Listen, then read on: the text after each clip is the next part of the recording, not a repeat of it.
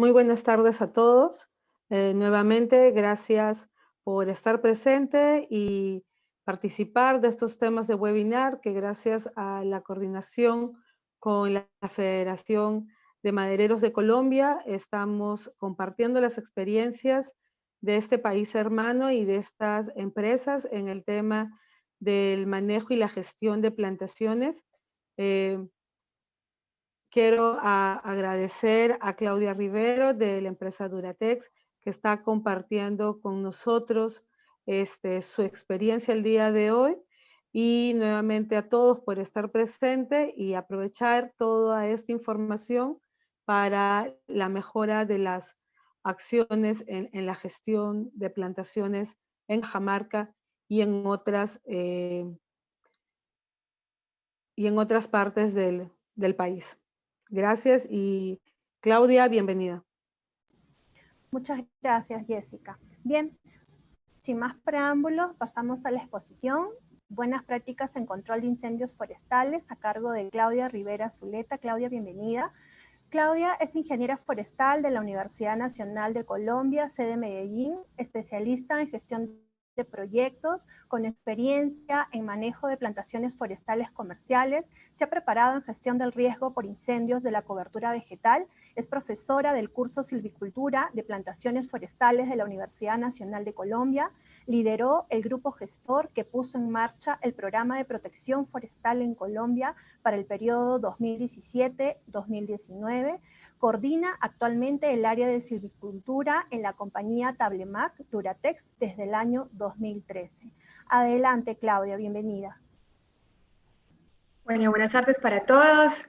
Gracias a toda la institucionalidad del Perú por esta invitación. Gracias a Angie y Jessica por la introducción. Realmente para nosotros es muy enriquecedor compartir experiencias y también como recibir retroalimentación de parte de ustedes y de todos los asistentes. Entonces, de verdad que es muy chévere poder estar hoy, como dijo Jessica, con un país hermano y también con un motivo que es muy afín y es la gestión forestal y en este caso el tema de incendios. Quiero validar antes de iniciar con la presentación, si Jessica me confirma si estás viendo ya la presentación en pantalla completa. No, se ve la presentación, pero no en pantalla completa. Ok, entonces dame un segundo, por favor. Yo dejo de compartir.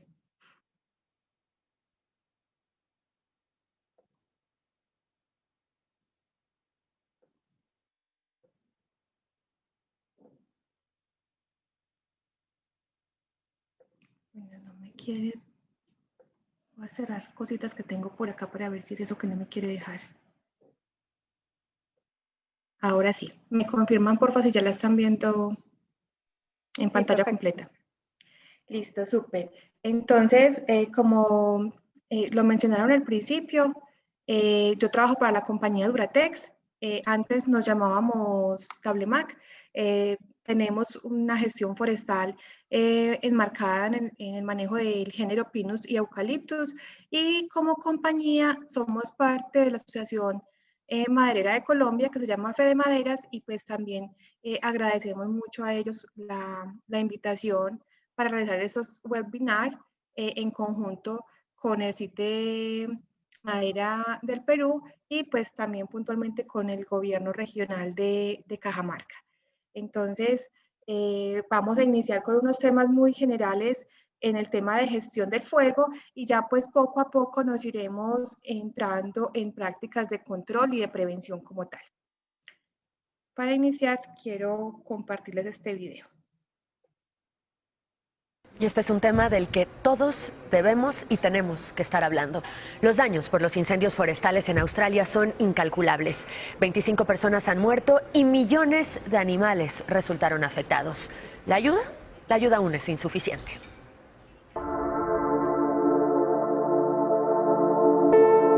Los incendios forestales en Australia comenzaron en agosto cuando en pleno invierno el país sufrió la peor sequía registrada en los últimos años, lo que combinado con los fuertes vientos adelantaron la temporada.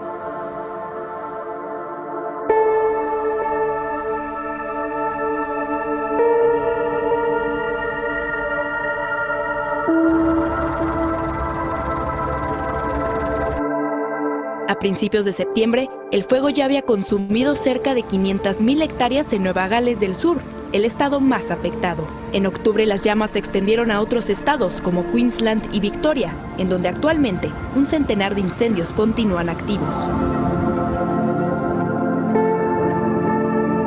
En noviembre la situación empeoró en todo el país. El fuego se volvió incontrolable. Cientos de casas, edificios y extensiones de arbustos se redujeron a cenizas. La ausencia de lluvias favoreció que se propagaran las llamas. A finales de noviembre, una serie de precipitaciones ayudaron a sofocar el fuego y le dieron un respiro a las labores de los bomberos.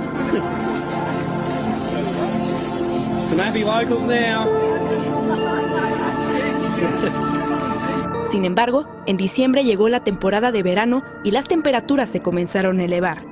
El 17 de diciembre, el país registró su temperatura más alta del año, que superó los 40 grados y agravó los incendios. En el país se ha visto lo inusual: cielos de color rojo, humo en las calles, carreteras incendiadas y casas destruidas. It hurts. It hurts to see this. And I don't want anyone to go through this again. La gravedad de la situación ha provocado la muerte de al menos 25 personas, entre ellas un bombero que perdió la vida cuando su camión volcó después de ser golpeado por vientos extremos en medio de intensas llamas. The firefighter that lost his life was Samuel McPaul, Sam McPaul, a young man, 28 years of age, well respected and admired throughout the local community and in his local brigade. He leaves behind, tragically, a beautiful wife, Megan, who is pregnant with their first child. Los animales han muerto calcinados por las llamas o asfixiados por el humo. Otros han recibido ayuda, como este koala nombrado Luis, que fue rescatado de un incendio forestal, pero murió 6 días después. Este búho, que fue salvado por un hombre que lo ayudó a refrescarse en medio de la calle, y estos canguros, que huyeron de una colina llena de humo. Hasta el momento no hay una cifra exacta de cuántos animales han muerto. Sin embargo, expertos calculan que podrían ser millones. Los incendios han consumido más de 8 millones de hectáreas de tierra en todo el país, un área equivalente al tamaño de Austria. Nueva Gales del Sur permanece en estado de emergencia, mientras que en Victoria decenas de personas están desaparecidas. Algunas ciudades se han quedado sin electricidad. Debido a esto, miles de personas están incomunicadas. Cientos más permanecen en refugios temporales. En medio de la tragedia, las muestras de solidaridad se han traducido en grupos de recaudación de fondos para los animales, bomberos y damnificados, pero la ayuda es insuficiente. Los meteorólogos advierten que los incendios continuarán azotando el país hasta marzo, cuando inicia la temporada de otoño. Viviana Leal, Noticieros Televisa. Muy gráfico pues este video, y quería compartirlos a modo de introducción, también a modo de sensibilización de que cuando nosotros no tenemos una cobertura vegetal bien gestionada, se pueden generar muchas catástrofes, y pues aquí con los incendios más recientes que se presentaron en Australia, pues podemos ver un ejemplo de esto, que desborda inclusive, yo creo que la atención de cualquier gobierno regional, inclusive nacional. Entonces nosotros debemos ser muy conscientes de nuestro patrimonio, que nuestro patrimonio forestal está expuesto al sol y al agua, y no es ajeno a que se presenten este tipo de emergencias que llevan a otras emergencias inclusive. Entonces debemos ser muy conscientes de eso y prepararnos para una gestión adecuada de la cobertura vegetal. Bien.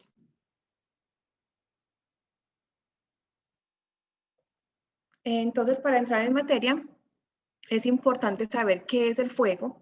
El fuego es la combinación de 3 elementos, como se ve aquí en la gráfica, de calor, combustible y oxígeno. Cuando esos 3 elementos entran en interacción, se da lo que llamamos una reacción química en cadena. Básicamente, nosotros en el ambiente tenemos el oxígeno, él está en el ambiente, en el aire que respiramos. Parte de ese ambiente que nosotros respiramos está compuesto el 21% por este elemento que es el oxígeno. El combustible es prácticamente todo lo que nosotros tenemos. En nuestro caso sería todo el tema de la cobertura vegetal, sean cultivos, sean bosques naturales o sean plantaciones forestales. Y pues necesitamos una fuente de calor, que en algunos casos que se puede presentar por formas espontáneas. En el caso, por ejemplo, de tormentas eléctricas, esa es una fuente de calor, o pueden ser ya accidentales, por ejemplo, en una operación forestal por un equipo motorizado, o inclusive ya intencionales o por descuido, cuando ya hablamos de personal pirómano o de personas que con alguna intención colocan una mecha para que se prenda. Entonces, es importante que sepamos que siempre debemos tener esos 3 elementos para que se genere el fuego. Si alguno de estos falta o no está en la mezcla, pues simplemente el fuego se extingue y es importante que lo sepamos. Entonces, si nosotros sabemos que el fuego lo compone esa tripartita de elementos, calor, combustible y oxígeno, pues la forma de apagarlo o de romper ese triángulo del fuego, pues básicamente se puede dar quitando uno de esos 3. Entonces, si nosotros hacemos técnicas de enfriamiento, pues básicamente quitamos el calor o reducimos el calor. Si usamos técnicas de sofocación, pues básicamente lo que hacemos ahí es retirar el oxígeno. Y si hacemos técnicas de remoción, lo que hacemos ahí es quitar el combustible. Entonces, como ustedes ven, para manejar el fuego, pues es mirar cuál elemento vamos a atacar.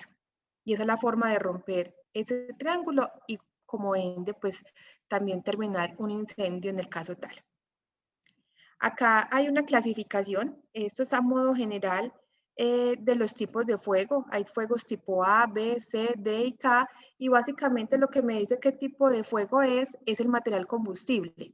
Entonces, por ejemplo, los tipos de fuego A son los que son madera, cartón, carbón, y digamos que nuestros incendios forestales, cuando solo es cobertura vegetal, ahí estaría catalogado nuestros incendios, que son incendios o fuegos tipo A.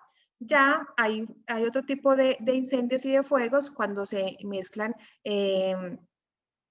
combustibles, grasas, aceites, ceras, incendios, por ejemplo, en equipos eléctricos, ya son otros tipos de fuego y la forma de extinción pues también varía de acuerdo al tipo.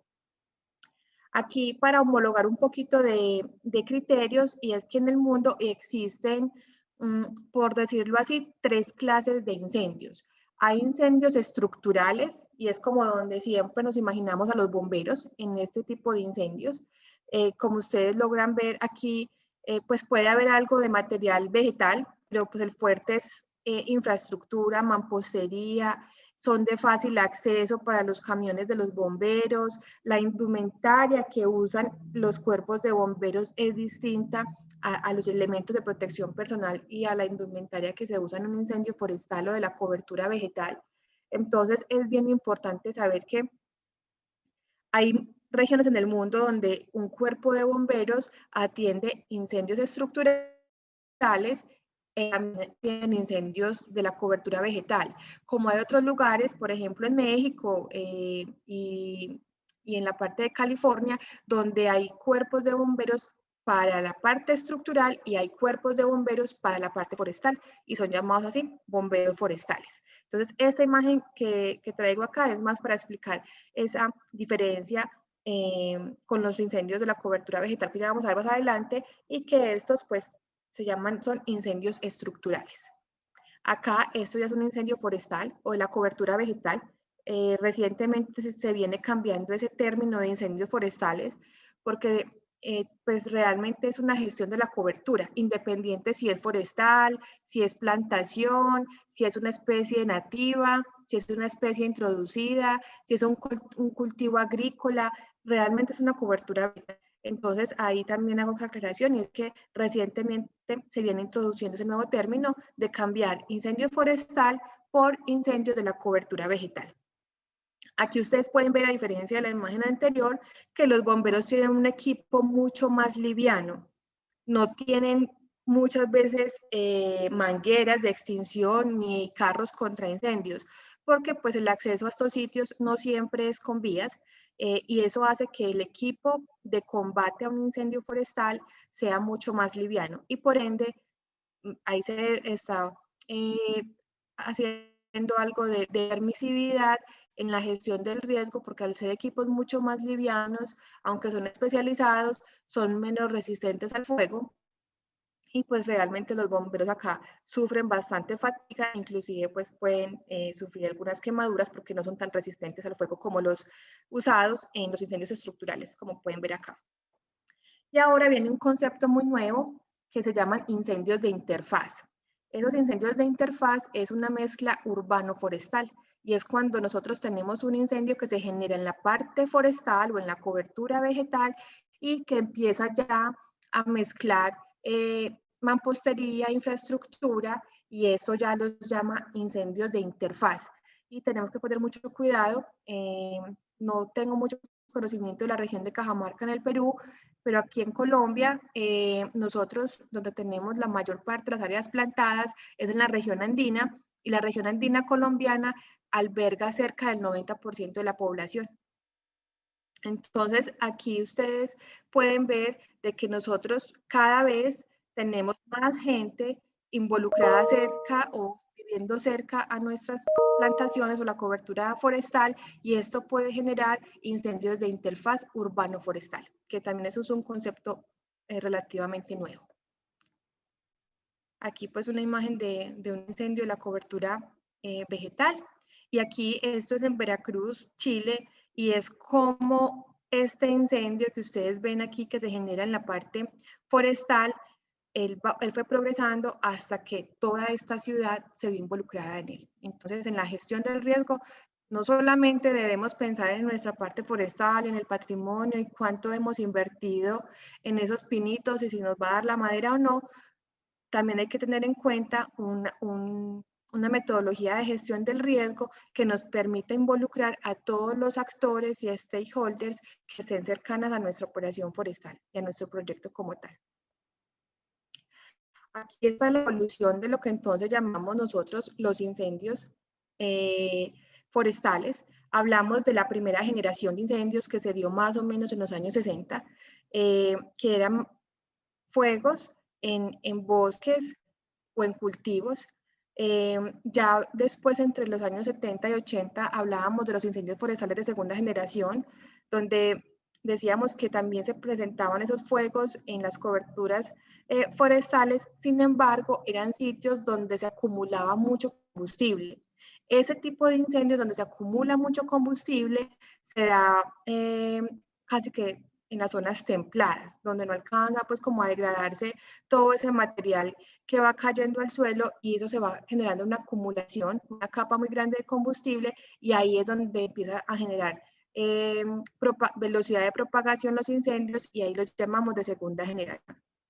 Vienen los de tercera generación, que son bosques más frondosos, fuegos intensos y que superan la capacidad de extinción de los cuerpos de bomberos locales.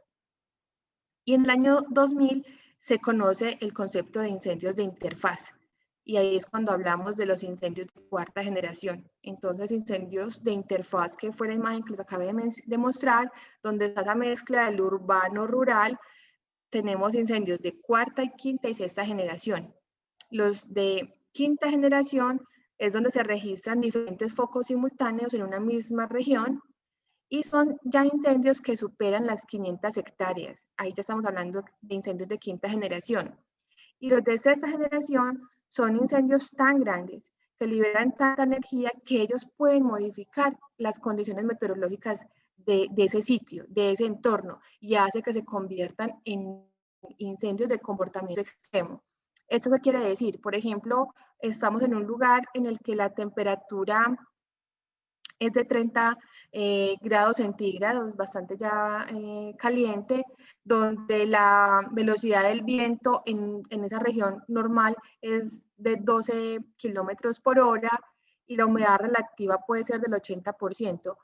cuando se generan incendios de sexta generación, esas condiciones normales de un lugar son modificadas por el incendio y entonces ya no hablamos de velocidades de 12 kilómetros, sino que el incendio puede inyectarle más velocidad al viento y entonces ya hablamos de vientos superiores a 20, a 30 kilómetros por hora y eso ya empieza a generar un comportamiento extremo del fuego y así es como se conocen los de sexta generación.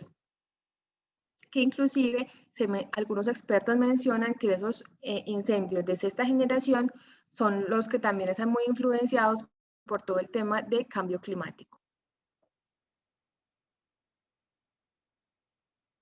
Aquí este video nos explican un poquito mejor el tema de los incendios de interfaz y de sexta generación. El incendio que comenzó en Valle Seco, en la isla de Gran Canaria el pasado sábado, ha afectado pues, al interior de la isla, pero se ha desplazado a zonas de alto valor ecológico, a parques naturales con alto número de endemismos, especies muy raras y amenazadas de la isla de Gran Canaria. Se ha vivido en un mes de agosto, que es un mes de poca información, de cierta soledad informativa. Esto hace que los medios se vuelquen mucho en un incendio que ha sido reiterado, es decir, llevamos 3 incendios en pocas semanas, o sea, por lo menos hay un elemento de origen del fuego que genera también sospechas respecto a la intencionalidad. Hay un elemento que es, están ardiendo espacios de alto valor ecológico y también que ha afectado a la población. Hay más de 9.000 personas evacuadas, lo que genera también una sensación de alarma y de crisis de emergencia importante. Los que categorizan los incendios suelen ser los expertos en extinción, son los que han acuñado este tipo de categorías de varias generaciones de incendios.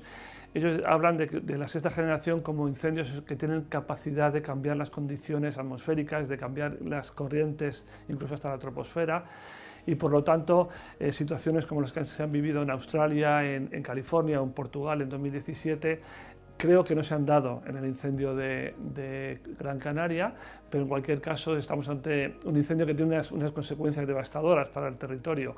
Da igual si es de sexta o quinta generación. Los que acuñaron el término de generaciones de incendios forestales hablan de un momento en el que los incendios forestales afectaban al medio urbano, que se comportaban como en el medio forestal, pero afectaban a propiedades, a la interfaz urbano-forestal, a las casas que entran en contacto con el monte, y claramente lo que hemos visto en el incendio de Gran Canaria es poblaciones evacuadas, propiedades afectadas, gente confinada en las casas por riesgo de incendio. Por lo tanto podríamos hablar de un incendio de cuarta generación, pero insisto en esa falta de definición muchas veces o falta de claridad. El cambio climático ha hecho más virulentos los incendios y el paisaje ha cambiado, es decir, tenemos un medio rural abandonado, más biomasa acumulada, menos usos ganaderos, menos actividad forestal, por un cambio en los modelos de uso del territorio, por lo tanto más calor, más combustible, solo falta que alguien prenda la llama para que tengamos la tormenta perfecta que hemos visto en Gran Canaria. Necesitamos entender que el cambio climático nos obliga a gestionar el territorio. Si no lo hacemos nosotros, lo hará el fuego, y lo harán de manera intensa. Los incendios de alta intensidad gestionarán el territorio si antes nosotros no gestionamos ese territorio. Por lo tanto, necesitamos, por ejemplo, usar el fuego. Nosotros podemos usar el fuego cuando nos convenga para quemar de manera con baja intensidad aquello que luego podría arder en otras condiciones. Necesitamos más ganadería, más ganado comiendo biomasa, más aprovechamientos forestales, un paisaje más en mosaico. El monte ha ocupado muchas extensiones, se ha generado una continuidad del combustible y el fuego se comporta de una manera que lo hace muy destructivo. Necesitamos imaginar un paisaje que arda de manera menos virulenta. La directriz básica de protección civil establece que los municipios tienen que tener planes de emergencia para, en caso de incendio forestal, tener previsto qué hacer y cómo gestionar el fuego, ¿no? Crear zonas perimetrales, fajas de protección, evitar la continuidad entre las casas y el monte, o sea, reducir la cantidad de combustible. Y, por ejemplo, esta misma directriz básica de protección contempla que los propietarios tienen que hacer planes de autoprotección, es decir, limpiar el entorno de sus casas, diseñar jardines que no sean propensos al fuego. Esta normativa es una asignatura pendiente que nos gustaría ver para evitar que los incendios de interfaz, esos de cuarta generación, no generan tantos daños en los bienes de las personas. Bien, entonces es más una invitación a, también en este video, a esa gestión del riesgo y evitar incendios de cuarta, quinta y sexta generación. No ver al fuego como un enemigo, sino verlo como un aliado. Como lo mencionaba esta persona en este video, nosotros también podemos gestionar el territorio con el fuego, ¿cierto? Pero también debemos saber y conocerlo muy bien porque pues hay unos ecosistemas que son adaptados al fuego, que normalmente están en las zonas templadas y que requieren de este para que su proceso de sucesión se dé, pero también tenemos ecosistemas susceptibles al fuego, que normalmente son en nuestro caso los bosques de zonas tropicales, donde un fuego es devastador y debemos de gestionarlo de una forma pues muy responsable. Aquí también les traigo esta imagen que es a nivel mundial, es una página de la NASA. Aquí básicamente lo que hacen es monitorear todos los días pues como los principales posibles focos de incendios forestales, básicamente por un tema de temperatura.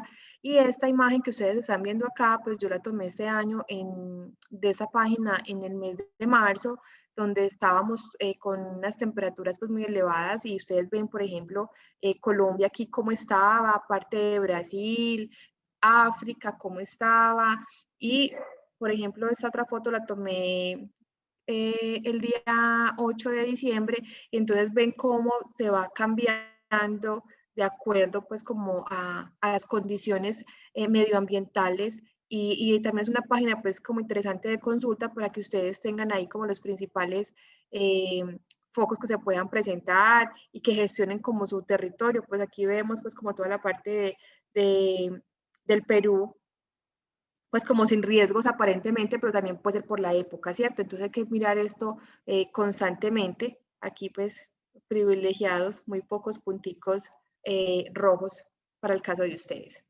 Es una página más como para que la tengan ahí de consulta. Entonces, ¿qué es un incendio forestal? Ya vimos qué es el fuego, los tipos de incendios que se pueden presentar, pero yo cuando digo que tengo un fuego y cuando digo que tengo un incendio. Y pues básicamente la definición es que cuando yo tengo un fuego que se extiende sin control, ahí ya es un incendio. Es decir, cuando yo tengo un fuego que está bajo control, a eso normalmente lo llamamos conato. Es un conato de incendio, pero cuando es conato es porque está bajo control. Que yo con un extintor, con una pala, con una herramienta manual lo puedo apagar yo solita, no hay ningún inconveniente. Pero cuando él se sale de control, ya es un incendio. Y cuando el material combustible, la cobertura vegetal, sea esta viva o muerta, ya es un incendio forestal. Entonces, eso es lo que nos determina qué es un incendio forestal. Ese es un fuego que se extiende sin control, cuyo combustible es la cobertura vegetal, viva o muerta. Y aquí, ahí están las causas de los incendios forestales. Hay causas antrópicas y causas naturales. Entre las antrópicas tenemos las intencionales, por negligencia, por descuido o accidentales.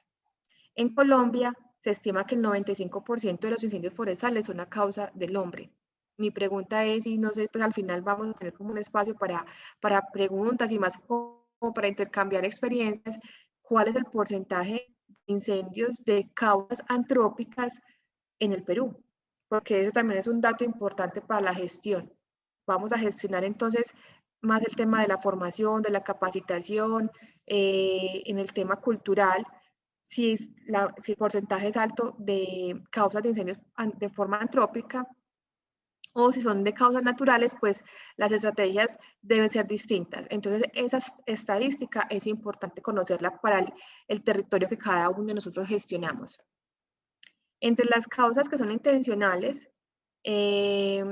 son fuegos que nosotros llamamos acá en el país pirómanas, que es una persona con toda su voluntad, conciencia y conocimiento de causa de lo que va a pasar, va y prende fuego en una cobertura vegetal.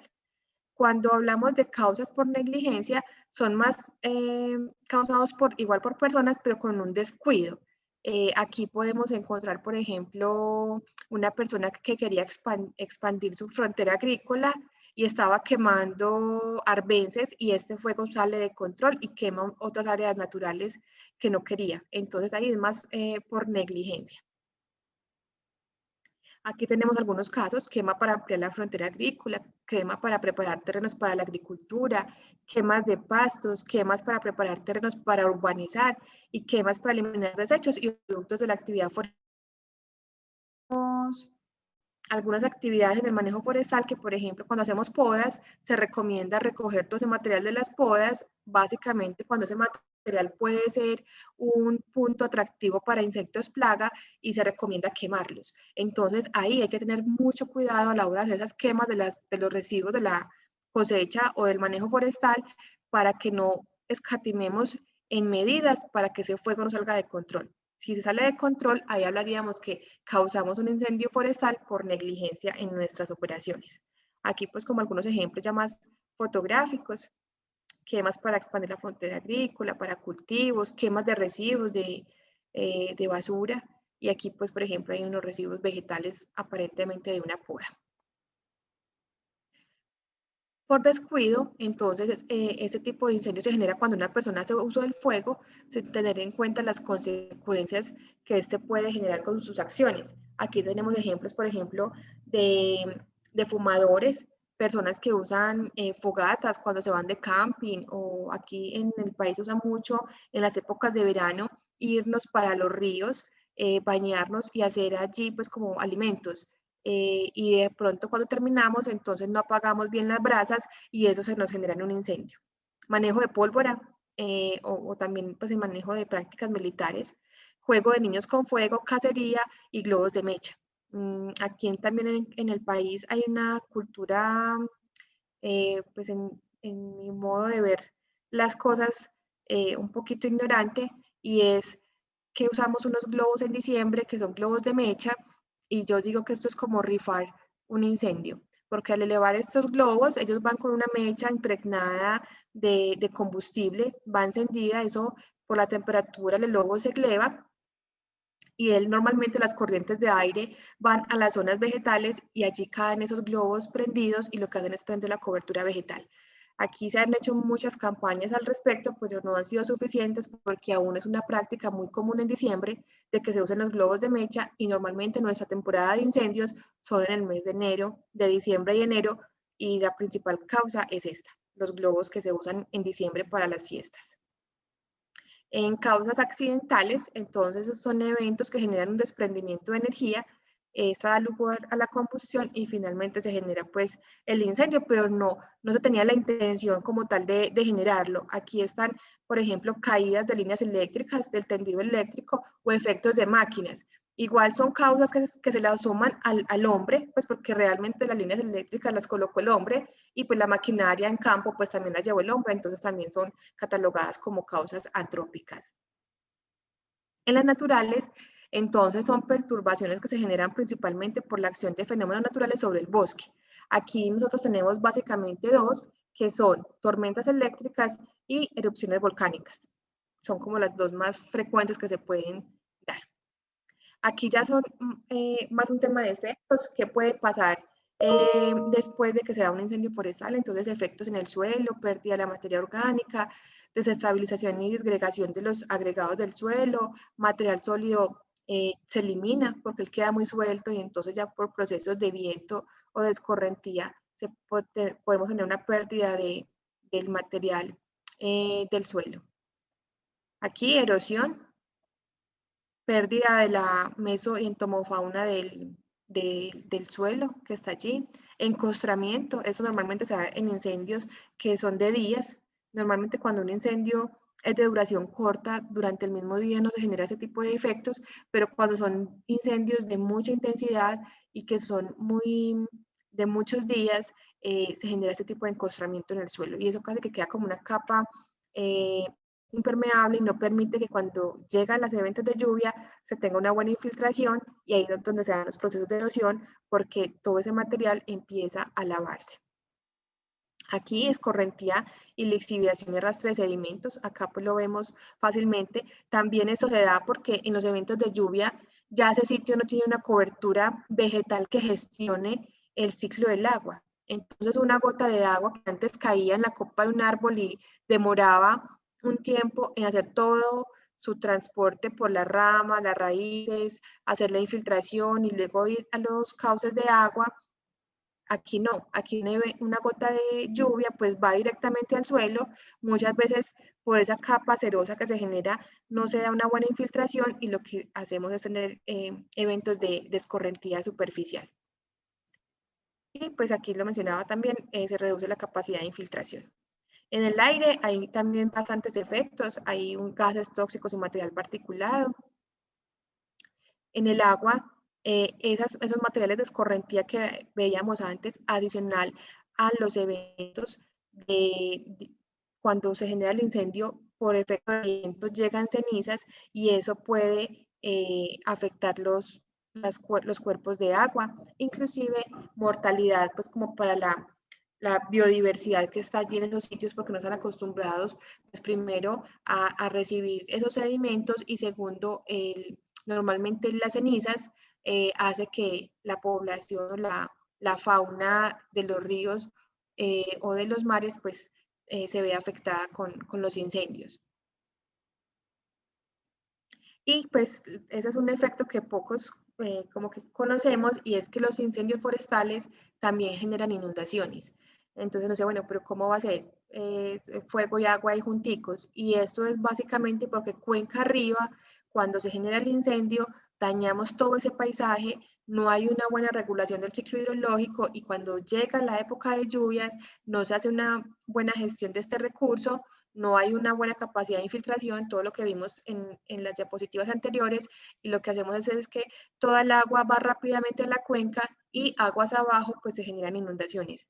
Y entonces decimos, no, es el cambio climático, pero pocas veces nos preguntamos en los meses anteriores qué pasó. ¿Será que aguas arriba ocurrió un incendio forestal?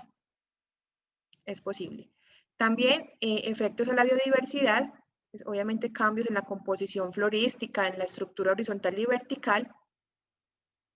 Y obviamente, pues como lo vimos en el video inicial, cambios a la fauna, ¿cierto? Estos chiquitines indefensos, ellos pues sienten la amenaza del fuego y la temperatura, pero pues ellos no saben realmente hacia dónde va. Y algunos logran escapar, pero otros con muy poca suerte logran hacerlo. También se afecta el tema de la fotosíntesis, pues porque se altera la cobertura vegetal y esto no va a permitir que se pueda generar alimento para los siguientes eslabones de la cadena alimenticia. Efectos visuales, ya más un tema recreativo, de paisajismo, de turismo, también es un efecto de los incendios forestales. Y como lo mencionaba el compañero cuando explicaba el incendio de cuarta, quinta y sexta generación en la isla de Gran Canaria, tampoco debemos ver el fuego como un enemigo. No todos los fuegos son malos. En el mundo, como les mencionaba, se tienen algunos ecosistemas adaptados al fuego y ellos requieren de este recurso para su sucesión. Además, desde que el hombre se conoce, la principal herramienta de transformación cultural ha sido el fuego. Entonces es importante conocer este recurso, entenderlo y gestionarlo de una forma consciente y responsable.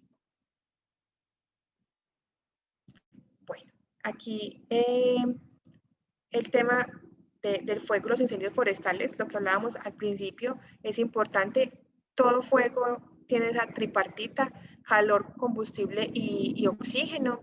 La forma de romperlo también ya lo vimos, que es por enfriamiento, sofocación o remoción.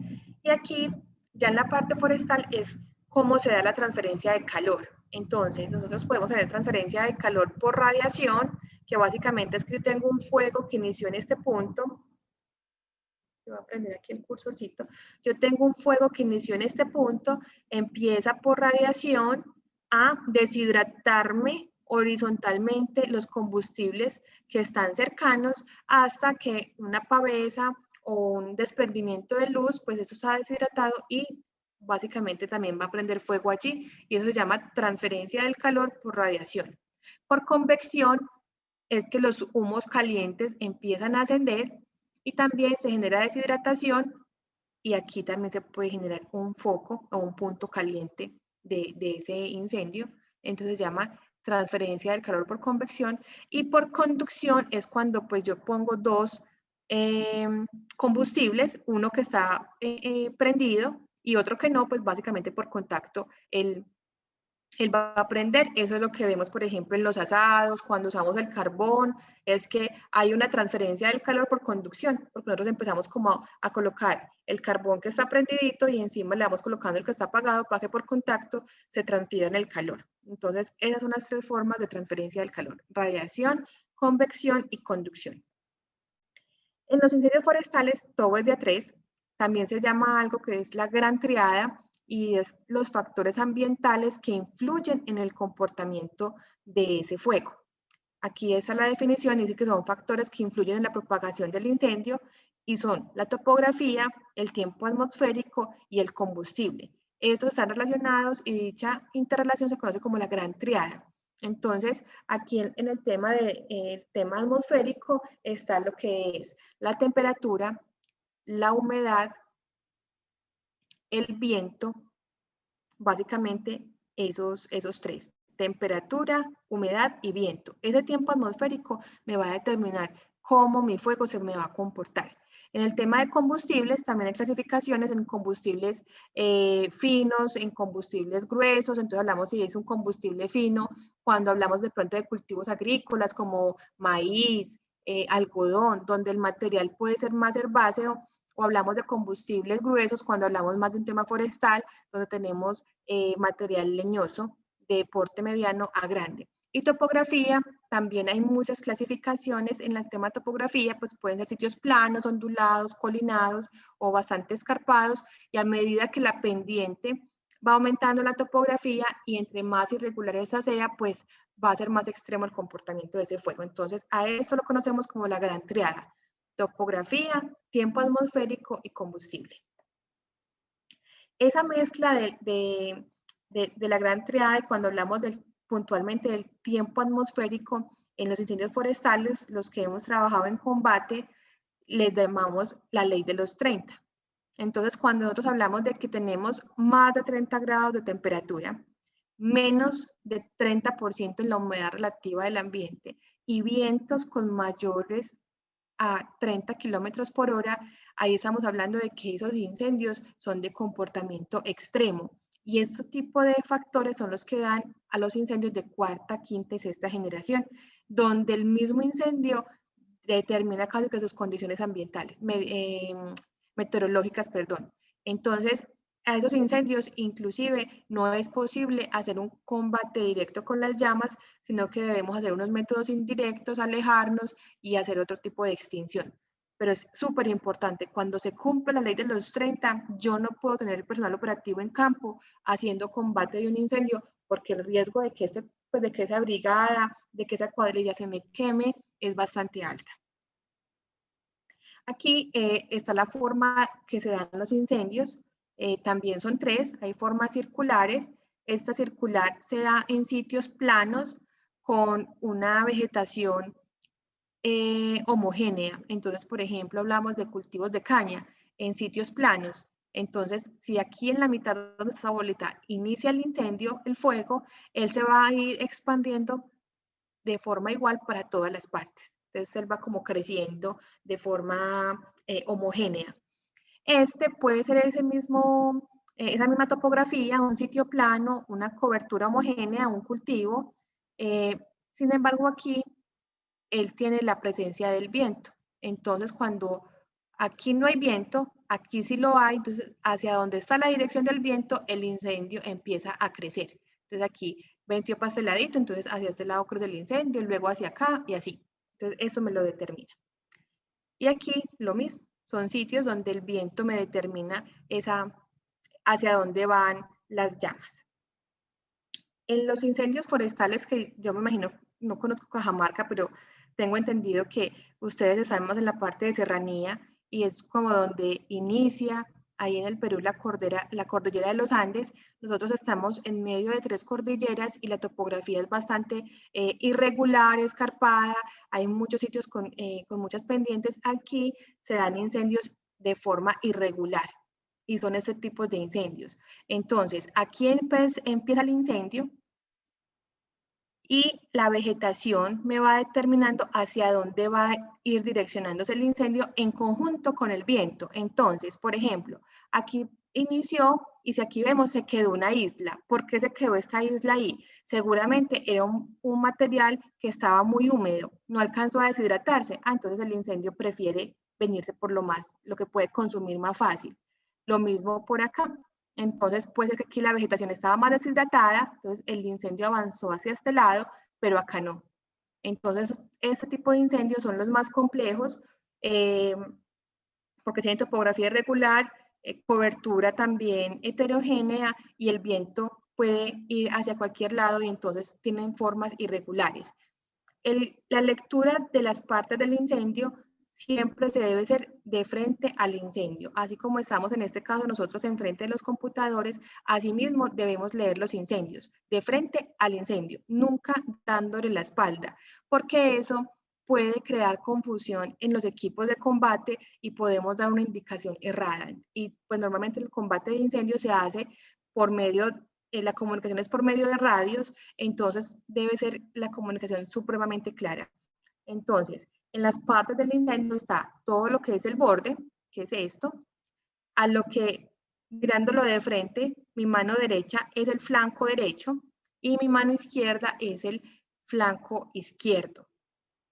La cabeza viene siendo el punto más caliente del incendio y las bolsas son las que se van quedando sin quemar.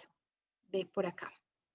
Es muy importante que cuando hacemos combate directo, nosotros iniciamos el combate siempre por los flancos, flanco izquierdo y flanco derecho, y vamos ascendiendo hasta llegar a la cabeza del incendio. Nunca puedo hacer un combate entrándome por las bolsas, porque básicamente aquí, si yo hago un combate acá, estos dos fuegos se pueden encontrar y yo quedo encerrado y ahí es donde se generan los accidentes mortales en el combate de incendios como tal. Cuando hay incendios de gran intensidad y de desprendimiento de luz, entonces también empieza a volar, nosotros llamamos pavesas y son partículas muy pequeñas encendidas y esto me puede generar focos secundarios también del incendio.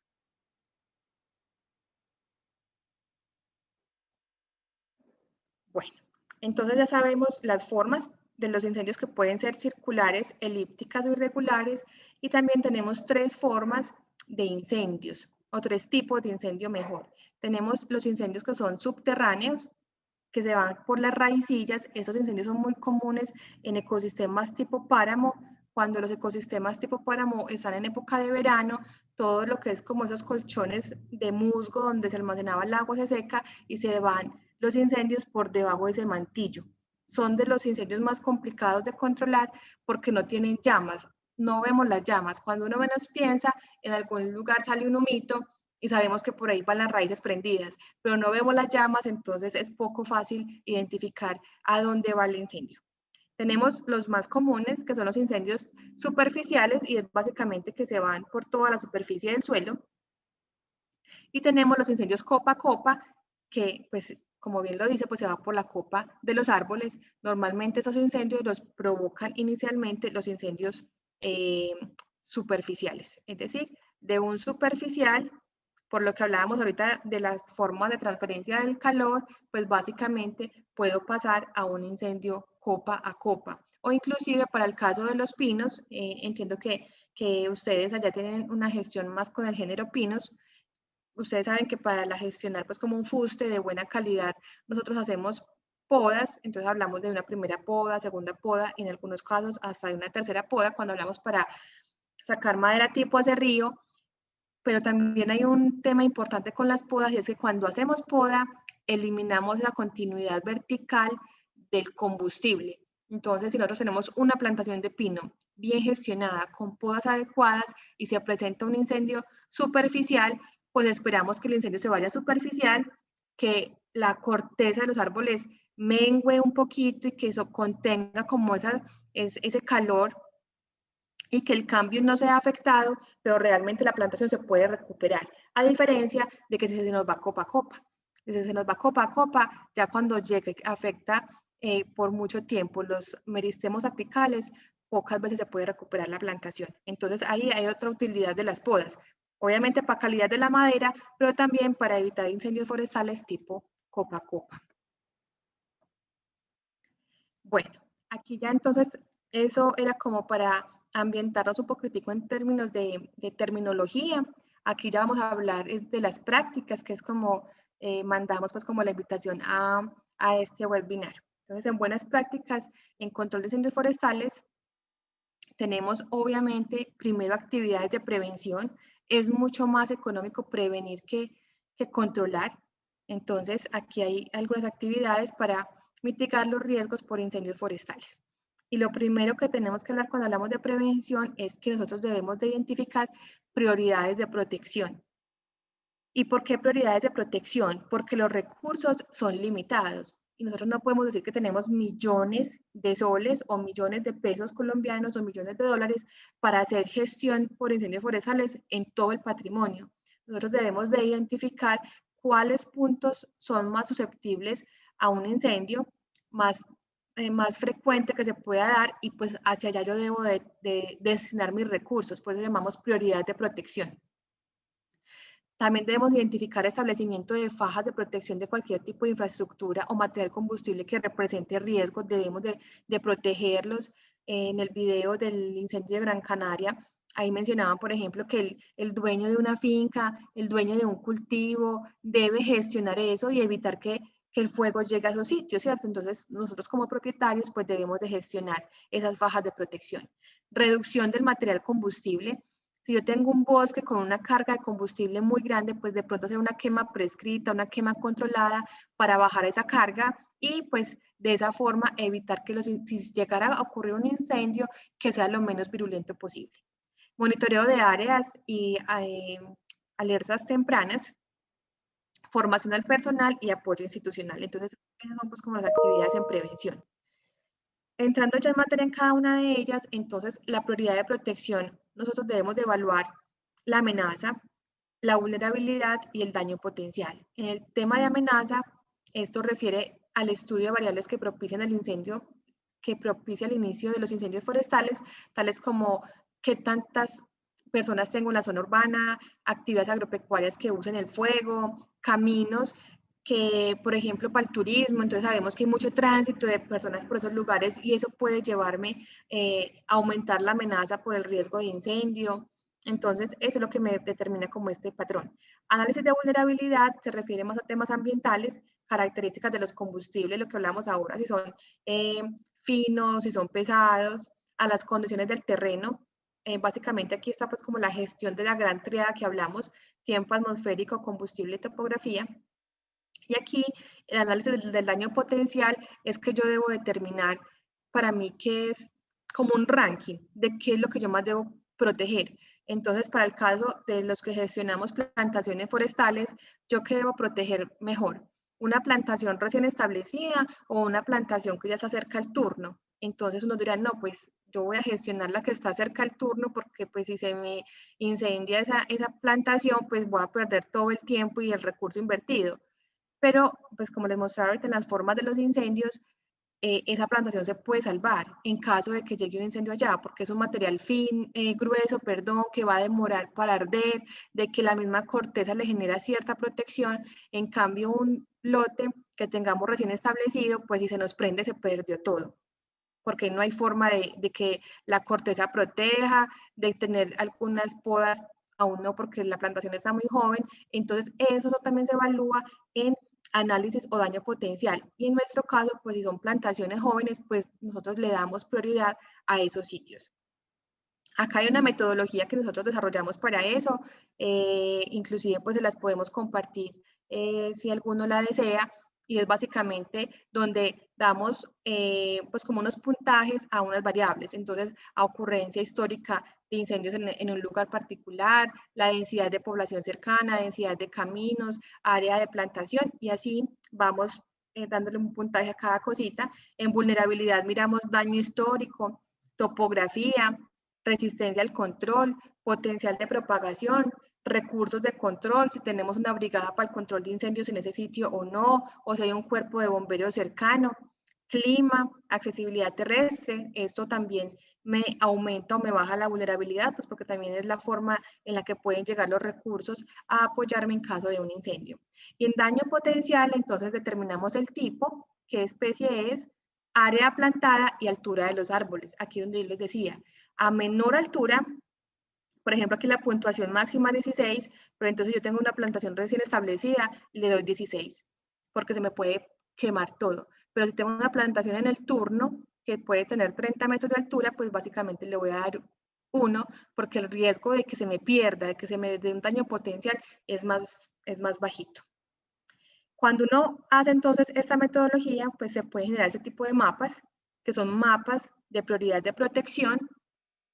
Este, por ejemplo, es de México, y entonces lo que yo les mencionaba al principio, ahorita cuando empezamos este slide, es de que los recursos son limitados, yo no tengo dinero para invertir en todas partes, pero cuando yo tengo un área y un mapa con áreas prioritarias, pues yo digo, bueno, si tengo 1 peso, 2 pesos, lo que sea, obviamente mi inversión va a estar en los puntos rojos.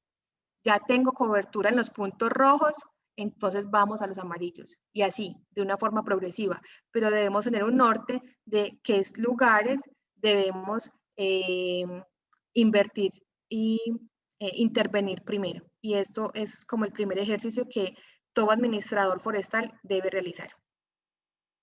Ya aquí son fajas de protección. Entonces miren, por ejemplo, esta cobertura forestal que está acá, tiene una continuidad. Entonces lo que se hace es hacer unos caminos que se dejan a suelo mineral, para que si aquí se prende el fuego y él viene en esa dirección, pues cuando lleguen a este lugar, pues se va a apagar. Aquí también pues como protegiendo esta infraestructura. Entonces ese tipo de fajas de protección es una forma de prevenir. Aquí pues también está otra, miren acá, para evitar la continuidad del material combustible. Básicamente es evitar la continuidad de eso. Aquí también otra forma ya de hacer fajas de protección. Lo importante es que queden así, a suelo mineral, porque si la dejamos a suelo vegetal, pues igual ahí va a tener una continuidad y se nos va a pasar el fuego. Aquí, esas fajas de protección se llaman líneas negras, y es de que, obviamente con personal muy calificado, se quema una línea. Ellos van acá pues como llevando un control para que ya no se vaya a pasar a otras zonas, y eso se llaman líneas negras, porque lo que está quemado pues no va a volver a arder, y entonces se llaman así, fajas de protección como líneas negras. Aquí hay una reducción de combustible, lo que mencionábamos pues también como, y lo hemos mencionado en varias partes, si tenemos una zona con una carga de combustible muy alta y se me acerca la temporada de incendios, pues yo podría hacer una quema prescrita, una quema controlada para bajar esa carga, y pues cuando llegue la temporada de incendios, si se presenta un incendio en ese lugar, pues no va a ser tan virulento, no va a ser tan fuerte ni tan potencial, porque yo ya le reduje el combustible como tal. Aquí también una imagen de reducción del material combustible. Y aquí ya vamos a ver un tema de herramientas y equipos para el combate. Entonces, esas que acabamos de mencionar son más en la parte de prevención. No sobra decir, el tema también de la formación es importante en la parte de prevención.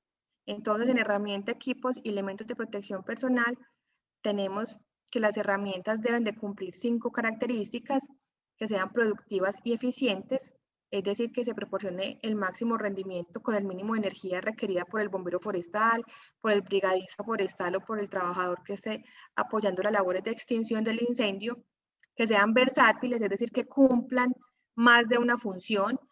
Cuando veíamos las 3 imágenes de los tipos de incendios estructurales, forestales y de interfaz, veíamos que en el incendio estructural llegan muy fácil los recursos, llegan los carros, llega el agua, pero en un forestal no. En un forestal muchas veces debemos de caminar muchísimo, y entonces, pues en lugar de llevar 3 herramientas, una que corte, una que sofoque y otra que cabe, pues qué bueno poderme llevar solamente una herramienta que me cumpla las 3 funciones, porque eso me quita peso. Entonces, a eso llamamos que sean versátiles.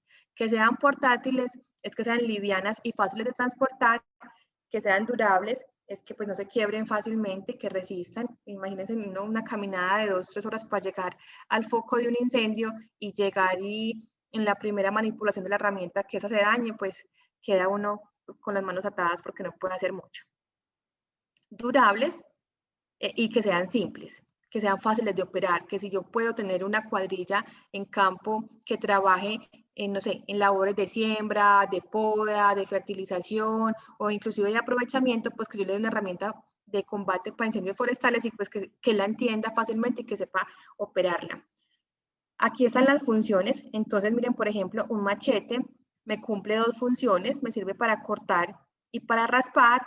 El hacha me sirve básicamente para cortar, entonces una herramienta que pues en mi caso, en el caso que yo vaya a un combate, pues preferiría no llevarla porque solo me cumple una función.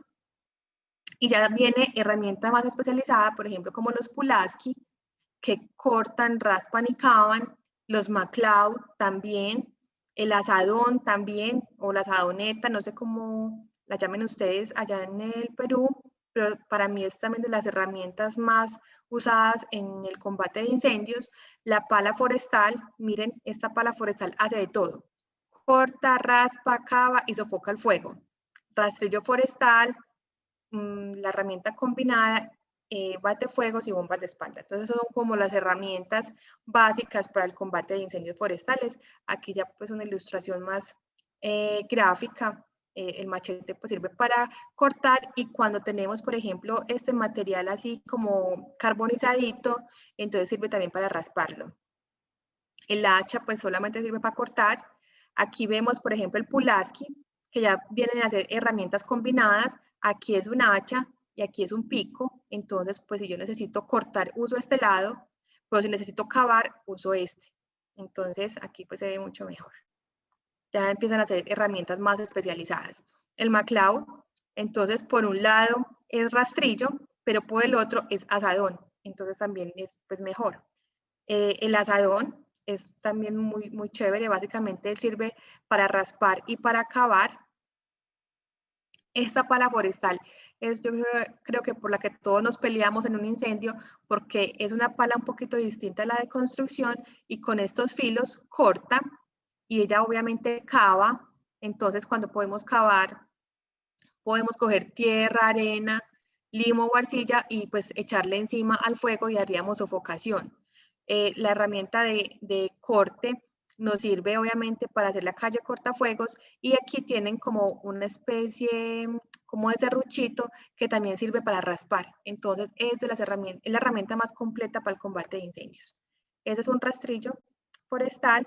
Los batefuegos, pues si bien son una herramienta especializada porque solo se usa en control de incendios forestales, es una herramienta que solo tiene una función y es sofocación del fuego. Y al yo descargar esta lona sobre la llama, lo que ella va a hacer es que va a desplazar el oxígeno y el fuego se apaga. Es como cuando en las casas se generan los incendios en aceite, que se prende la cacerola con el aceite, pues a eso no se le puede echar agua porque generamos una reacción peor, pero pues la recomendación es como ponerle una manta encima y obviamente al usted desplazar el oxígeno, el fuego se apaga. Es el mismo principio con el que trabajan los batefuegos.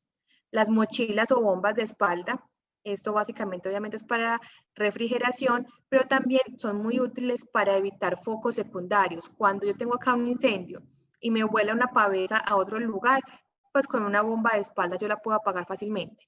Porque yo no puedo decir que a punta de bomba de espalda voy a apagar todo un incendio forestal. Esto es más es para refrigeración de algunos punticos calientes y para evitar que las pavesas prendidas vuelen a otros lugares y me generen otros incendios.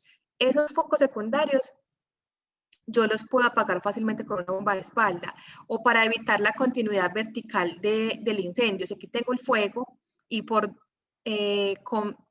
convección me deshidrató el material que está acá y yo estoy ahí, estoy viendo que eso se me prendió, pues con la lanza puedo apagar esta llamita que se genere acá y evito que el incendio se me vuelva copa a copa. Entonces es como para esos casos que es muy útil usarla.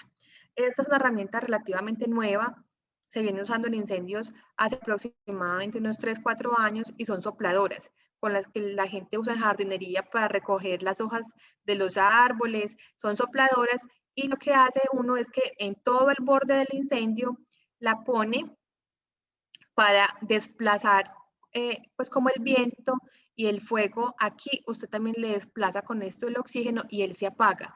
Muy importante hacerlo en dirección a donde viene el incendio, pues para no propagarlo más, ¿cierto? Y ya tú devuelves como hacia allá la llama y como aquí ya está quemado, pues básicamente también se apaga. Entonces son sopladoras y son muy eficientes.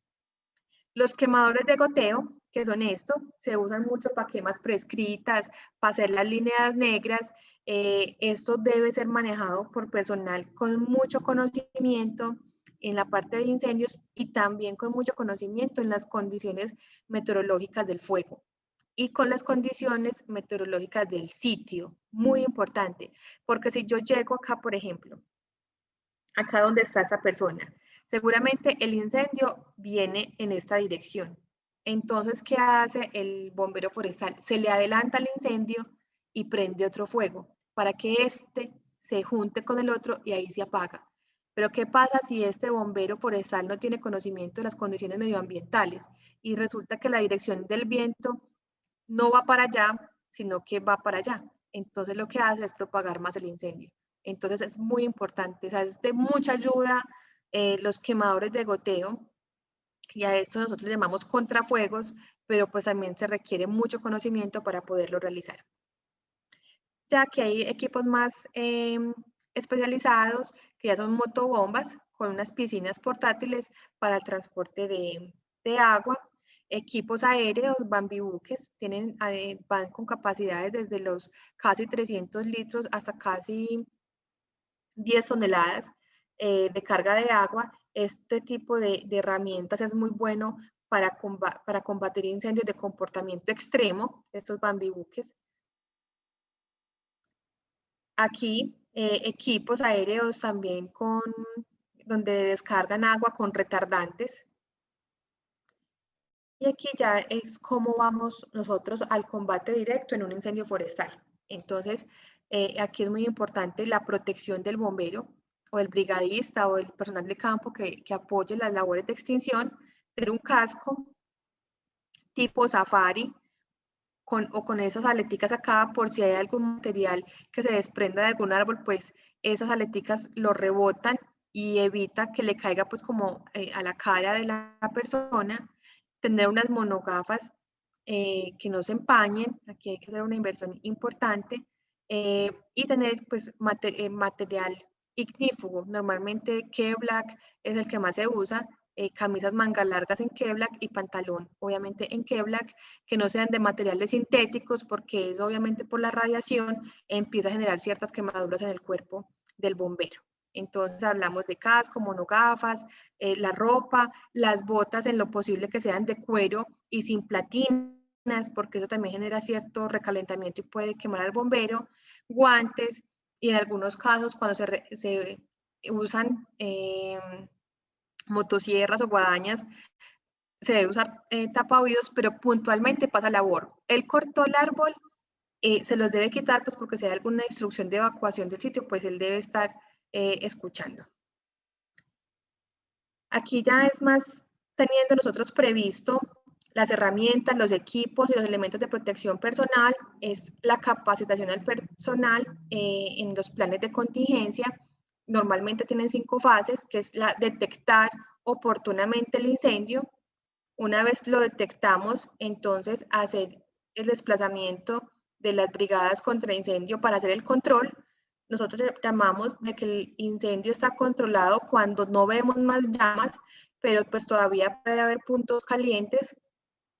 Entonces, en ese punto decimos el incendio está controlado porque pues no está avanzando más, pero debemos entrar a una fase de liquidación. Y la fase de liquidación es ir a esos puntos calientes y hacer remoción de todos los combustibles hasta que deje salir la columna de humo.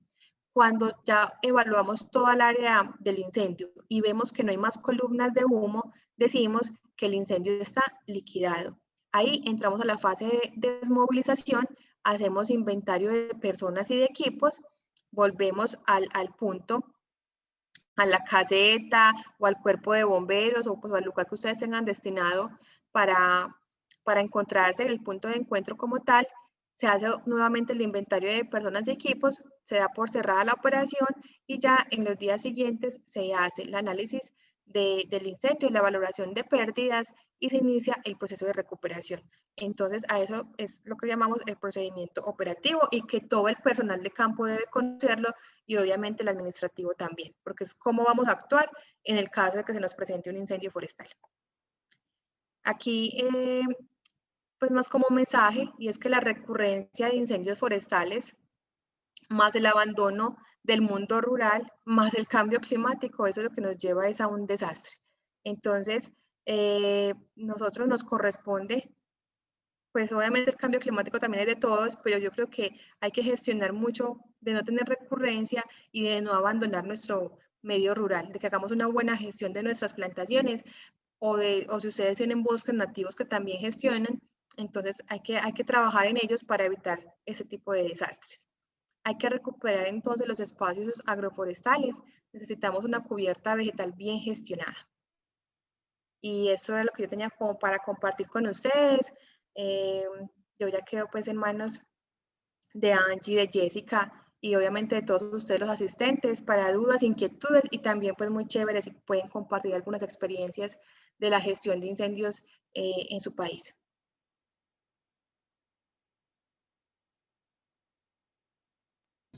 Claudia, muchas gracias por la exposición. Sí, tenemos algunas consultas en el chat. Tenemos la primera pregunta que dice, ¿los registros meteorológicos de temperatura y humedad relativa y velocidad de viento podrían determinar épocas de mayor riesgo, así como zonas susceptibles? Sí, es posible. Deme un segundito, yo voy a dejar de compartir.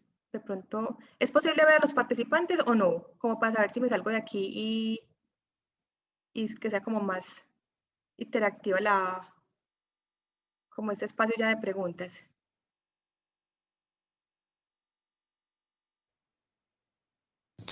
Sí, como tú gustes, Claudia. No hay problema. Listo. Bueno, porque ya salí. Bueno, sí, la respuesta es que sí. En el tema de la prioridad de protección también hay una parte de tiempo atmosférico. Entonces, el tiempo atmosférico lo que me da a mí es una alerta temprana. Entonces, a mayor temperatura, menor humedad, eso me determina a mí que la probabilidad de riesgo de incendio puede ser mayor. Entonces, que no se nos olvide, mayor temperatura, menor humedad y vientos extremos superiores, podríamos empezar en vientos de mayores a 20 kilómetros por hora. Eso me determina de que yo debo activar mis protocolos de gestión del riesgo. Normalmente, nosotros, por ejemplo, en las fincas que tenemos el tema precipitación. Y cuando nosotros tenemos meses donde la precipitación es menor a 100 milímetros, ahí decimos, venga, activemos una alerta temprana es esa. Entonces, activamos todas nuestras brigadas, hacemos un alistamiento de equipos, de herramientas y equipos que estén a punto, entonces las verificamos, les hacemos mantenimiento, miramos que estén en buen estado, porque puede ocurrirnos un incendio en horas o al otro día, entonces que tengamos como todo a punto. Entonces la respuesta ahí es sí, uno puede hacer alertas tempranas con esas tres variables. Ok, Claudia, muchas gracias por tu respuesta. Tenemos otro, comentario y pregunta, ¿no? Dice, muy buena presentación, consulta. ¿El personal que forma parte de una brigada contra incendios forestales recibe una capacitación o preparación diferente a un bombero convencional? ¿Qué tipo de capacitación? ¿Existe una metodología para valorar los daños o pérdidas por incendios forestales? Y según su experiencia, ¿quién asume los costos para la restauración? Bueno, esa pregunta está carnuda. Sí, sí. Bueno, la primera, muchas gracias por la presentación. En el tema voy a empezar como a responder en el tema de la responsabilidad. Pues eso va muy acorde a la normatividad de cada país, de quién hace esa restauración. En nuestro caso, la restauración la hace el dueño del predio. Si el dueño del predio sufrió un incendio, sea por causas intencionales o por causas fortuitas, el gobierno no responde. Inclusive hemos intentado tener seguros por incendios forestales, pero son tan costosos que preferimos mejor hacer gestión, capacitación y prevenir que invertir en los seguros forestales porque son muy altos, los costos son elevadísimos. Entonces, digamos que esa gestión la hacemos hoy nosotros como propietarios de los predios. Tenemos un apoyo del Estado, más es en la extinción, y es porque nosotros en cada municipio tenemos un cuerpo de bomberos. Y esos cuerpos de bomberos pues nos apoyan en la extinción. Y nosotros como compañía, como Duratex, pues también apoyamos para aumentar y fortalecer la capacidad instalada de esos cuerpos de bomberos. Entonces vamos, damos capacitaciones, también miramos si podemos apoyar en temas de herramientas y de equipos, porque en muchas oportunidades van a ser nuestros primeros respondientes, porque puede ser que no tengamos personal cercano a esa plantación o a ese bosque. Entonces es muy importante el tema de fortalecer pues como quiénes son nuestros recursos de control. Entonces eso es bien importante, pero hoy en día una vez pasa el incendio, la recuperación de esas zonas es a costa de cada propietario del predio. Y si es del Estado, pues ya el Estado determina si hace la recuperación o los deja en periodos de abandono. Eso por un lado. Con el tema de la formación para bomberos, que fue tu otra pregunta, sí es diferente. La formación que recibe un bombero forestal es diferente a la formación que recibe un bombero estructural. Entonces hay que poner cuidado con eso. Si nosotros tenemos de pronto cerca a nuestras plantaciones bomberos estructurales, debemos hacer una formación distinta para las cuadrillas que tengamos en nuestras plantaciones y en nuestros bosques, o hablar con la institucionalidad en municipio, porque debería ser como un currículo adicional, porque los incendios forestales son muy distintos a los estructurales y la formación es distinta. OFDA y USAID, que es como la Oficina de Agricultura de los Estados Unidos, ellos han implementado unas metodologías para la formación de los bomberos forestales, y yo creo que es buena y es válida de pronto como recurrir a ellos. Eso se llama el CBF, que es curso para bombero forestal.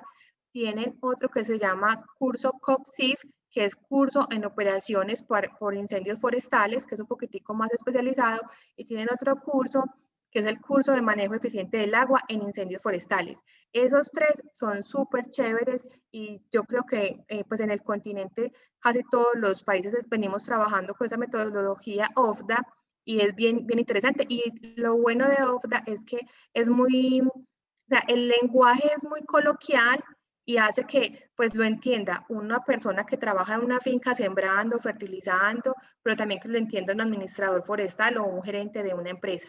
Entonces es muy bueno, pues porque todos hablamos en los mismos términos, es muy sencillo. Entonces esa puede ser pues como una forma de empezar a dar la formación. Y hay otra que no es directamente vinculado a la operación, pero se llama Sistema Comando de Incidentes. También es una metodología OFDA, y es cómo se manejan las emergencias.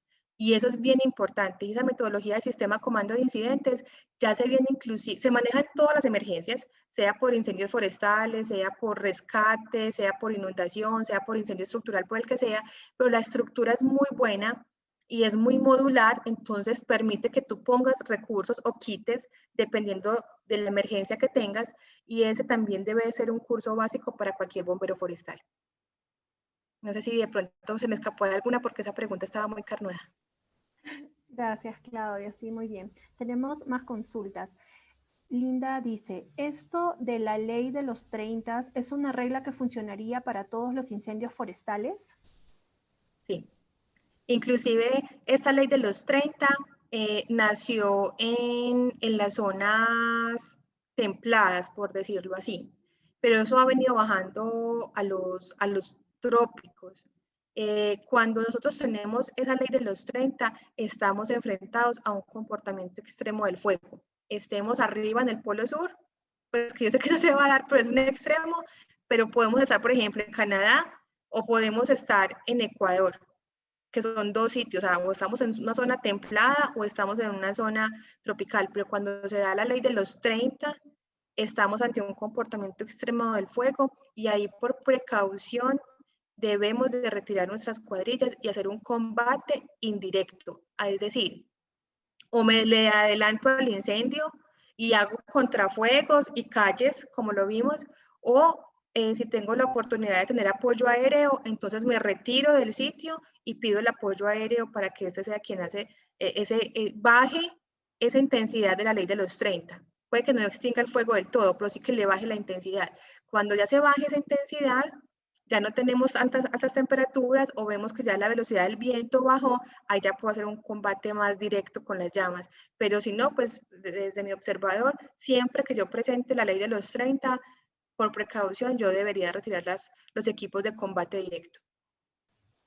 Ok, Claudia, muchas gracias. ¿Cuál sería el tamaño de brigada por hectárea? Buena pregunta. No lo sé. No lo sé.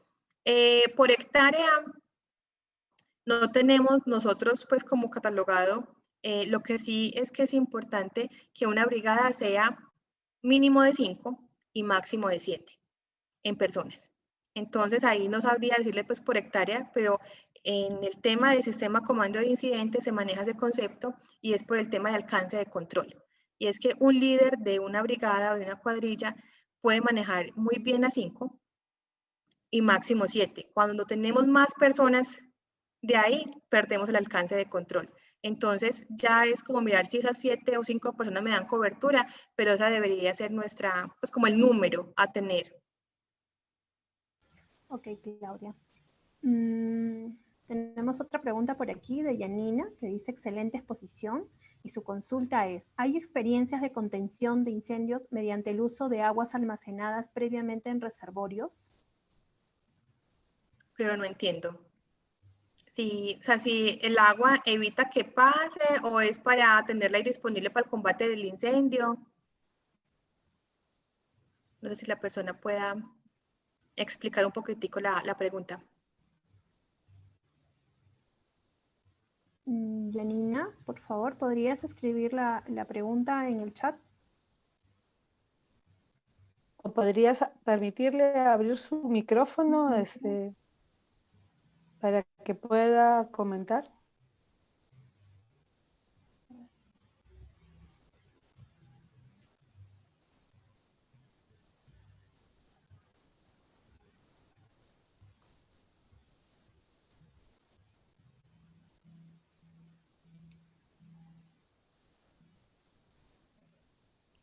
Bueno, no sé si ya... Sí, bueno, ha escrito en el chat ha puesto para tenerla disponible en el combate del fuego. Ah, ok. No, pues yo no tengo la experiencia de tener reservorios de agua como tal. En mi caso yo no tengo pues como esa experiencia. Lo que nosotros tenemos es más un inventario, pues un inventario no, en la cartografía, en los mapas, tenemos identificado las corrientes de agua.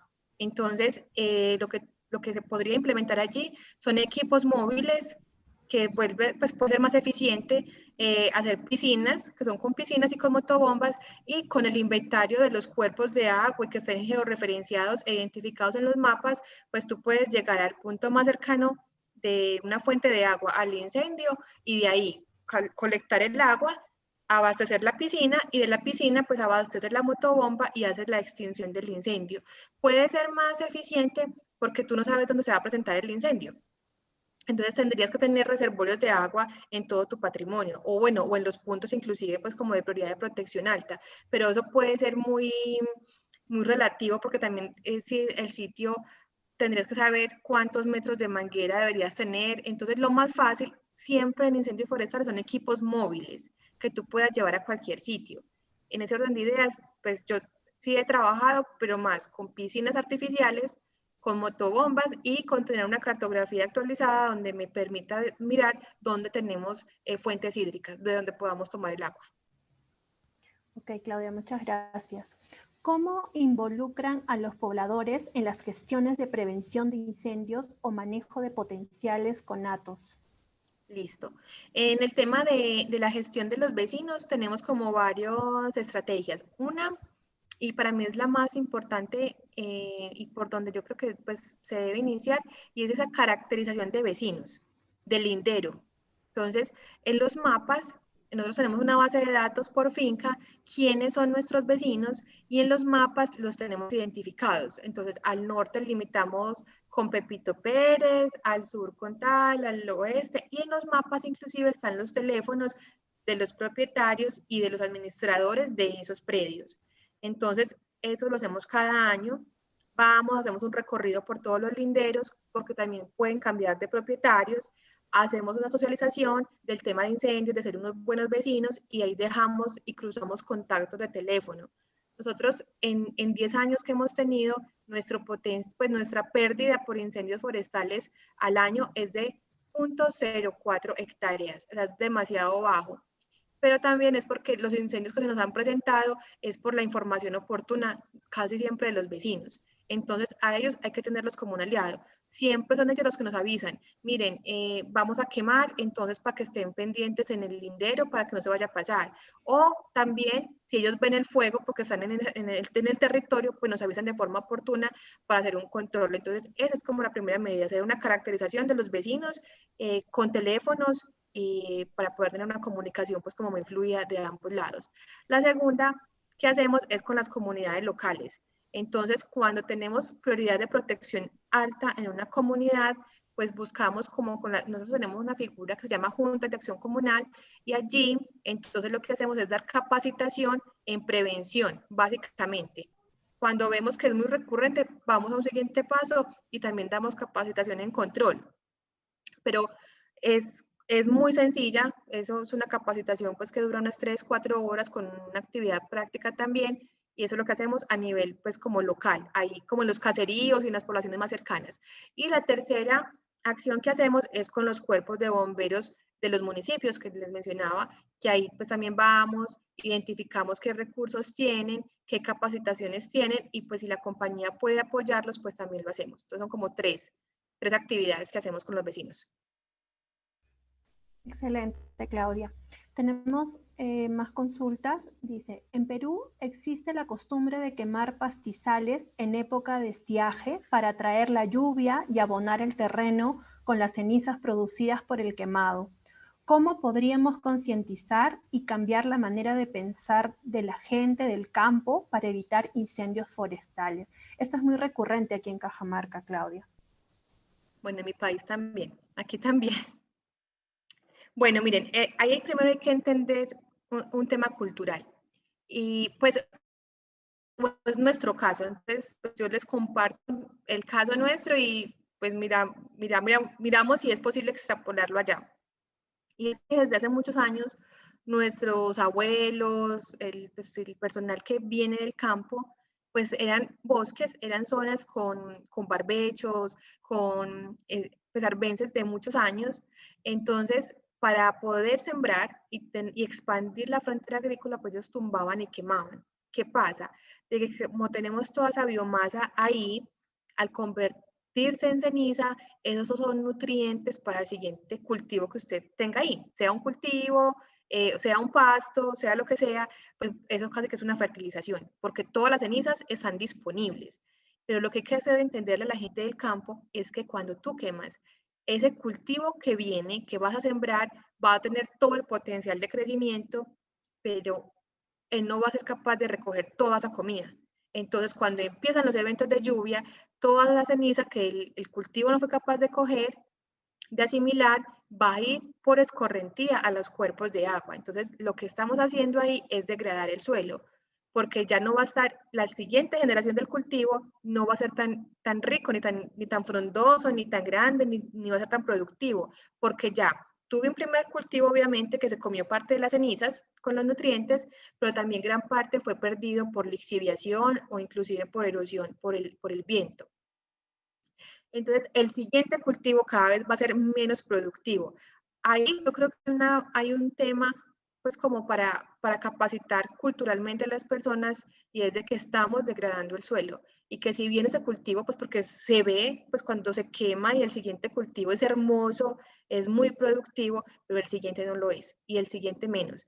Entonces ahí, pues eso es lo que hemos venido haciendo nosotros, pero yo sé que es un tema poco fácil de manejar y aún tenemos muchos campesinos que su forma de ampliar la frontera agrícola es a esa punta de quemas, Yo creo que el fuego se debe gestionar, no digo que sea malo, pero debe ser casi que el último recurso para hacer una actividad. Si yo lo puedo hacer por medios manuales, si yo puedo retirar esa cobertura con herramientas mecanizadas y si yo puedo mejor incorporar fertilizantes, ojalá orgánicos, o si no, no importa, otro tipo de fertilizantes que no me degraden ese suelo, maravilloso. Pero realmente de ahí parte pues como ese origen de la quema para la frontera agrícola.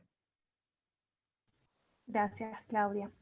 ¿Cuál es el manejo que una brigada puede tener cobertura por hectárea? Bueno, ahí me están corchando.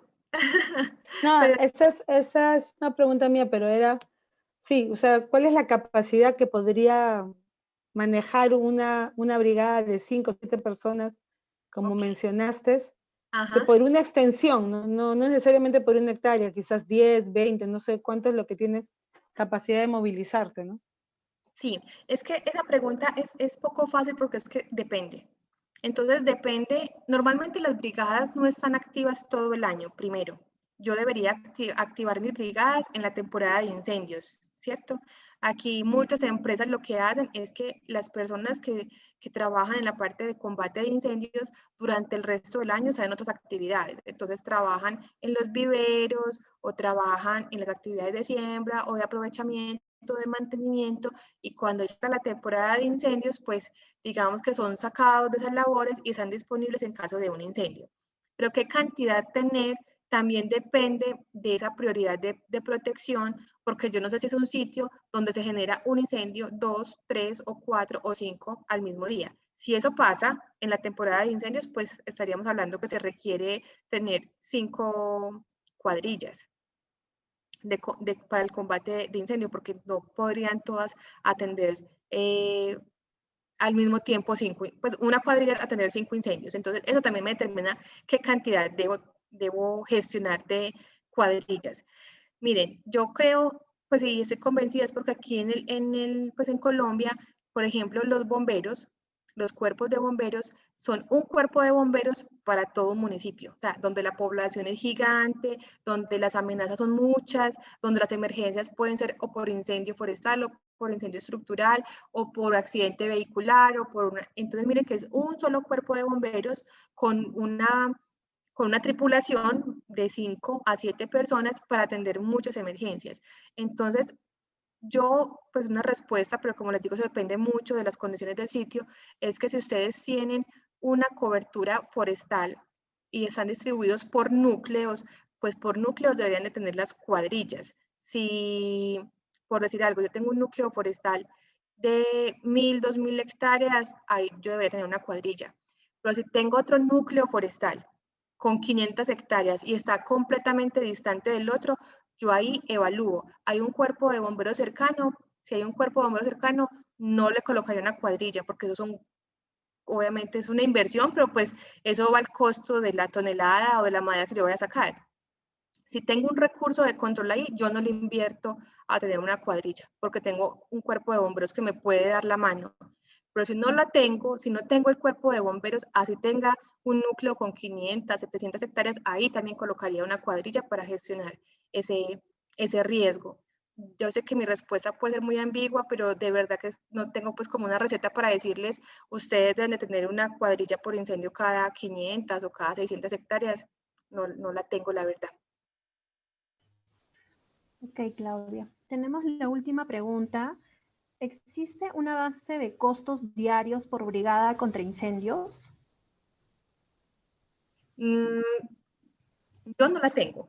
Diaria no la tengo, pero se puede construir fácilmente, porque ustedes lo que pueden hacer es primero pues cotizar los equipos básicos para el combate de incendio, que son el cuadrito pues que yo les mostré de las herramientas, y ya de ahí pues depende mucho de pues como de los salarios y que tenga pues como cada país, pero puedes escoger el salario mínimo, no sé pues cuál sería lo que pueda ganar una persona en el campo rural del Perú y coger y llevar eso a días. Entonces, escoger la nómina de 5 personas por día, más la amortización de las herramientas también por día y los recursos de transporte pues para para llegar al tema de los incendios, y ahí llegaríamos pues como al costo por día de un bombero forestal, pues por decirlo así. Ok, Claudia, muchas gracias. Hemos finalizado la ronda de preguntas. Agradecemos nuevamente la excelente disposición que has tenido para responderlas y obviamente felicitarte también por la exposición. Bueno, agradecemos a Duratex, a Fede Maderas Colombia, a ti, Claudia Rivera, la expositora, muchas gracias, al Gobierno Regional de Cajamarca, a todas las instituciones aliadas y en nombre del Instituto Tecnológico de la Producción, del CITE Madera Lima y de la Unidad Técnica Cajamarca, damos por finalizado este evento. Muchas gracias a todos por su participación. Buenas tardes. A usted, muchas gracias. Gracias, Claudia. Chao. Chao.